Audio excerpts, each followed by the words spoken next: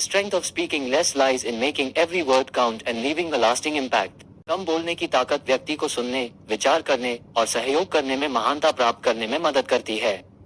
ये लोगों के विचारों को स्पष्टता से प्रस्तुत करने और सहयोगी सामर्थ्य को पहचानने में मदद करती है। चलो दोस्तों, आज मैं आपको एक कहानी सुनाता हूँ।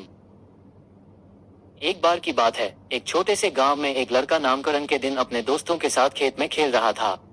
उसका दिल खुशियों से भरा हुआ था, लेकिन वो बोलने में कमीज किसी बुरी वैशिष्ट्य की वजह से छुप रहा था। एक दिन उसने एक चिड़िया को खेत में अकेले देखा। वो चिड़िया उड़ने की कोशिश कर रही थी, लेकिन उसकी पंखों में एक कमी थी जिसके कारण वो उड़ नहीं पा रही थी। लड़का ने उसे ध्यान से देखकर महसूस किया कि वो चिड़िया भी बिना आवाज के है, पर वह हार नहीं मान रही थी।